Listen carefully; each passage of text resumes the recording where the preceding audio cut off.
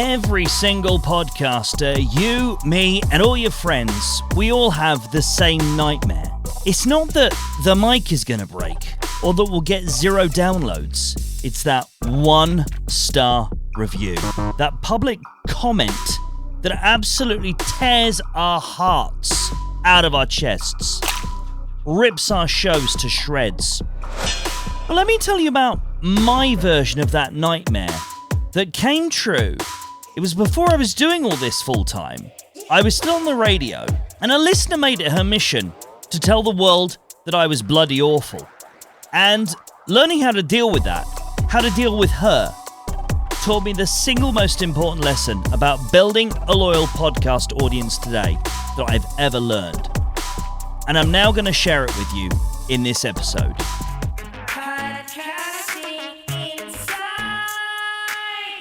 Hi, and welcome to Podcasting Insights, the weekly podcast about growing your podcast and getting the best possible results from it. I'm Neil Velio, the Podmaster, and it's my job to get you closer to Podmastery. So that intro probably sounded a little bit dramatic, a bit mad, right? Your worst critic being your greatest asset? Are you joking, Velio? Let's be clear. When I say enemies, I'm not talking about getting into proper nasty beef with people online. Life is too short for that, and trust me, as someone that used to make a living being a radio shock jock and upsetting people on purpose for Spondulics, I can tell you this now. It's unfulfilling, and it's just exhausting. We're not trying to be Piers Morgan here. No, when I say enemies, I'm actually talking about the people who provide friction, the energy, the accountability. So let's talk about the few different types of people that tick those category boxes, shall we? First of all, you got the skeptics. These are the people in your comments saying, I'm not sure about that, actually. You've got the critics, the ones who leave that 2-star review saying, well, your audio's a bit tinny, or I just don't agree with you on point X. You got the haters. These are the Karens of the world who, for whatever reason, just don't like your vibe at first. And then you've even got the friendly rivals. These are usually other podcasts and other podcasters within your niche who keep you on your toes. I have several of these as podcasters, podcasting experts, and I love them dearly, even if they quite possibly hate me. Why? We're going to get into that. Okay, so the TLDR of all this is apathy is the biggest poison for a podcast or a brand. I would take one person who's properly pissed off over 100 who just don't care either way, because at least the properly pissed off person is listening. Let me give you a bit of a case study based on an actual experience that I had in my career in the broadcasting industry. I worked in radio for more than 25 years. FM, AM, national, regional. I did it all. And during my entire career, of course I got the occasional critic.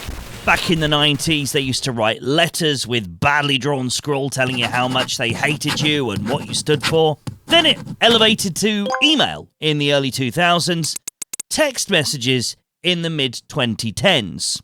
And towards the late 2010s, once everyone got a grasp on social media, it was on social media feeds. All the hate, all the criticism, it was there in public display. Back in 2014, I was pulled out of retirement from radio. I first retired in around about 2010 when radio consolidated, and basically there were a lot of big radio brands buying out all the local stations. And I didn't like the direction the industry was going, so I went freelance and I became a podcast producer. I became essentially a digital content guru. But off the back of a voiceover job that I did for a radio brand, I was sort of enticed back into doing some freelance show covering for a station called Jack FM in Oxford. Now, I'm not going to go into the details of how the radio industry works, and certainly not how individual brands work within the radio industry, but basically, Jack FM was kind of like a franchise. In other words, underperforming radio stations could buy the license to the Jack FM name, do away with the need for branding and for intros and jingles and all that sort of stuff, and could just focus on playing their music policies. There was usually only one presenter, and that was the breakfast show. So staffing these stations was really easy. There was a radio station in Reading called Reading 107 FM. Online at reading107fm.com and on air across Reading on 107 FM. This is Reading 107. Which had been underperforming for a few years. Chris Tarrant's daughter had been put on breakfast. That didn't work. A local legend, a guy called Robert, who had been on the previous radio station, 210 FM, they put him on breakfast. That didn't work. So they wanted to go for something truly different. And that's where they decided to take on the Jack FM franchise. Well, as someone that had been with the Jack FM brand since it started in 2008, I hosted shows now and again. So I kind of knew the Jack FM thing. And this radio station in Reading went, it would be really great to get someone who's experienced with the Jack FM brand, who has proven ability to build an audience on morning shows. Be really great to get them to do our morning show. So roll forward to 2014. I'm tasked with the job of following a bunch of underperforming legacy shows on this previous radio station and relaunch it as a new station with a brand new crazy breakfast show. Of course I was up for the challenge. And let me tell you this now. Absolutely nailed it. Built market share, grew the audience, and put this radio station on the map at a time when it had essentially been an also-ran that no one ever listened to. But before we get to the success of this, we need to roll back to how this all started. Because I'd been brought on board to launch this breakfast show, I did what I always do when I got a new radio station morning show. I started to build the hype. And among those things that I did was go on social media and start tweeting, start Facebooking. And despite the fact this radio station had been underperforming, there were still some really hardcore fans who loved the radio station when it was Reading 107. They really gelled with it. They loved the presenters and they felt like it was their radio station. So you can imagine how they felt when they started researching the new guy who'd been announced to do the breakfast show with this shock jockery background, all the zany bits he'd been doing in the past, and the slightly, well, to some, abrasive nature of the material I was broadcasting. They weren't happy. Their nice little safe radio station was in jeopardy, and it was going to be taken over by this absolute maverick who seemed like an absolute Burke. So they took to social media to essentially broadcast through their own medium, social media, to tell everybody that would listen how bad this news was. Did I take it personally? No. And here's why. I understood something which I'm now going to tell you. The reason people are negative about anything, ever, is because they want to feel heard when it comes to their own personal fears. Now, I don't know what it was about that radio station that made these people feel safe. Perhaps the familiarity, perhaps the safety, perhaps the predictability. The previous presenters hadn't exactly been different or exciting. They were pretty much the same sort of presenters that you would find anywhere you tuned the dial. And here was I coming in with something a bit different, a bit unpredictable. So they took to social media to express their fear around this. All it needed me to do was understand what the fear was. And that's exactly what I did. Rather than getting upset and defensive and blocking these people, which is what most people tend to do when they get online criticism, I actually started to tweet these people directly. Under my own accounts, they'd been tweeting the radio station previously with, "Oh, we don't want this. Can you fire these people?" No, I directly from my own account reached out to these people and I said to them things like, "Can I ask what it is that you're worried about with my appointment? Can you tell me why you loved the previous radio station so much and why the idea of this new radio station fills you with so much dread?" Do you know what happened? They started to tell me their reasons. And in most cases, I didn't get an angry, "Oh, well, you're a shock jock and we don't want that here. We're used to our safe Robert show." No. What they started to tell me was things like, "I'm sure you're really nice, but we just don't know what to expect from you." What do you think I did with those responses? Do you think I just marked that down as, oh, well, thanks for your feedback, noted? No, I took it one step further. And this is what I'm inviting you to do with your critics on social media, on podcasting apps that are leaving bad reviews. Speak to them through your podcast and ask them questions like, what is it you hate about the podcast? What would you do differently if you were the host? Is there something I could do that would get you to give me a second chance? I did that with this particular listener. I can tell you a name just so we can get rid of that whole, oh, it didn't happen thing. This was a lady called Catherine Wilkins. Catherine was a long-time listener to Reading 107, and her entire family used to listen. So she was one of the most vocal people on social media about how much she did not look forward to me starting my show. I did the thing of reaching out to her and saying, okay, I get that you're unhappy about this. Is there anything that I can do to assure you that we really are looking after this radio station? We want you to keep listening, and we want to give you what you want.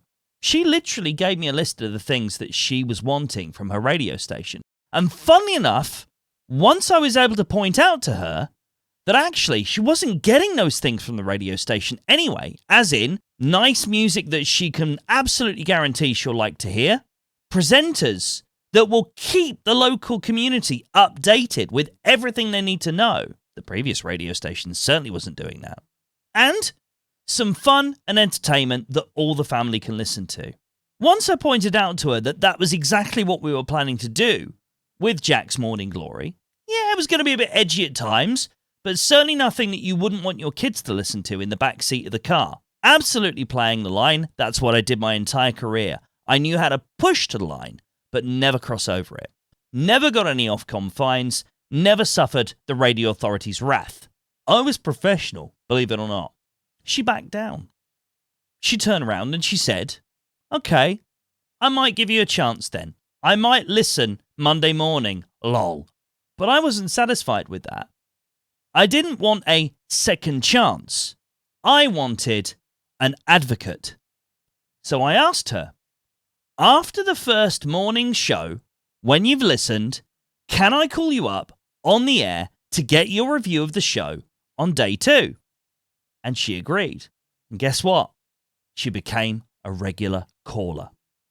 Not only did she become a regular caller on the show, she became a regular visitor to the radio station events, and she became a regular fan who always advocated for the radio station and the show online, in public, wherever. And would it surprise you to know that she booked me for 2 private gigs DJing her daughter's biggest events? So there you go. There's a nice story from my old job, but what's the takeaway for you and your podcast right now? It's this. Embrace your critics. Loving your critics and hugging your haters does 4 crucial things for you. First, it keeps you sharp. A good critic stops you from getting lazy. If they say your audio's crap, they might be right. Have a listen and then work harder on it. If they challenge your ideas, build stronger arguments. It's free quality control. Second, it helps you build your tribe. When you have a strong opinion, some people will disagree with it. Good, because the people who do agree with you will feel a much stronger connection. It creates that us. The critics on the outside, they just make the bond inside that circle even stronger. Third, it gives you some amazing content. Addressing a criticism of your show is compelling as hell. It's authentic. It shows you're not trying to mask your faults. It shows that you're listening to people and you're not afraid of them. You're in a dialogue with your audience, not just shouting into a void. It's the difference between that person on LinkedIn who deletes all the negative comments they get and the other one who responds to them all with humanity and understanding and empathy. Fourthly, it makes you human. Nobody trusts someone who only gets perfect praise. Seeing you handle a bit of crap with grace or a sense of humour actually makes you far more relatable and trustworthy. I do this with every single piece of content I make, whether that's on YouTube, whether that's a podcast, whether it's LinkedIn posts. If people come at me, I deal with it with a sense of humour. I don't immediately block them and hate them. I mean, sure, some people I block. But overall, I'm looking to learn. And the only way you can learn is from understanding their different viewpoints. So here's how to handle your hater without losing your mind. It's not a free-for-all. You can't just wade into every argument. Here are my ground rules. Rule number 1, the troll test. Is this a genuine criticism or just some bored a-hole in his mum's basement trying to get a rise out of you? Learn to feel out that difference. Trolls get the block button. Critics get your attention. Rule number 2, the 24-hour rule. If a comment gets under your skin, don't address it. Not for 24 hours. Go for a walk, have a beer, whatever it takes. Never reply when you're seeing red. If you get the comment on Monday and your episode's due on Tuesday, don't address it yet. Wait until next Tuesday. Rule 3, kill him with kindness. I call this the Catherine method. It is the most disarming tactic available in your content arsenal. Go with things like, well, thanks for listening. That's a really interesting point. I'll give that some thought. Appreciate you taking the time to write that. It means a lot. That's classy, and it often shuts them up anyway. They feel heard, they feel like you're a decent human, and they feel like they've built a connection with you. Weirdly, before long, they'll probably start to like you. Rule number 4, find the kernel of truth in their words. Even in a rant, there might be one tiny valid little point. Be humble enough to look for that. So there you have it. Don't be afraid of the critics, the skeptics, or the haters. They're not a sign that you're failing. They're a sign that you're making an impact. The opposite of love isn't hate, it's indifference. And indifference is the only thing that can actually kill your podcast. My challenge to you is this. Next time you get a less than glowing review, don't just ignore it. If it's a comment on social media about your podcast, don't delete it. Look at it. Try to suss out the energy behind it. And if you fancy it, send me a screenshot. I'd love to see it and advise you on what's contained. Podcast feedback. Podcast feedback. Podcast feedback. Okay, time for another email. This is from Sophie in Manchester, and we, of course, are using AI to give her voice for the purposes of this bit. Hi Neil, just wanted to say thanks for the recent episode, How to Handle Podcasting Summer Slumps. I really needed that. Here are a few thoughts and a question. I like how you dispelled the idea that downloads have to drop over summer. That myth weighs heavily on us all.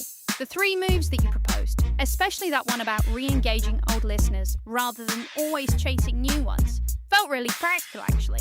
Your no bloat, no drama approach helps, and I walk away with something I can do, not just something to stress about. But here's what I'm stuck on. You mentioned revising past content to rope people back in, but I'm not sure how to do that without it feeling redundant. Do you just reshare old episodes, or do you adapt them, i.e. bonus clips, fresh intros, etc.? Thanks for doing what you do. These episodes help people like me more than you probably realise, and I'm happy to support and share your show whenever. Well, thanks so much for your feedback, Sophie. Yeah, no, it is absolutely about making sure you're connecting with the right audience, not any audience. So you say that you're not sure how to revisit past content without it feeling redundant. I think you're doing the thing that most people do here, which is you're assuming every single listener has heard every single episode of your show. And I can tell you that right now, that's not the case. It would be amazing if it was. We'd all be a lot more successful than we are. So what I'm saying is if you talked about a really hot topic from a year ago, even if things haven't moved on that much, it's worth revisiting it because you've now got a year's worth of extra insight on top of what you published before that you can throw into a new version of that episode. You don't need to do the same script. You don't need to do the same insights. You can do it from the new perspective, if you like. A perfect example of this is AI. Obviously, AI has changed a lot in the last few years, But the innovation that's happened in the past year is probably treble what it was since it first came about. So there's plenty of opportunity there for new subtopics to emerge from that. You can reshare the old episode that you did from a year ago if you want to keep things really simple. But of course, then you got to think about the value add. Are you giving your listeners what they deserve? So is it worth taking what you did before as a benchmark and shifting it on? So you're definitely satisfying all the search engines, all the listener needs with your brand new content on a similar theme. I hope that helps things make a little bit more sense for you. What do you think of the episode? Am I talking absolute crap? Go on, I dare you. Head over to Apple Podcasts or Spotify and leave me a review. 1 star if you dare. I'm just going to love you more. Even if you hate it, I can take it. And your comment might just be the topic for a future episode. Share this with anyone you think might need a little bit of help getting closer to Podmastery. Follow the show in whichever app you're listening to this now if you haven't already.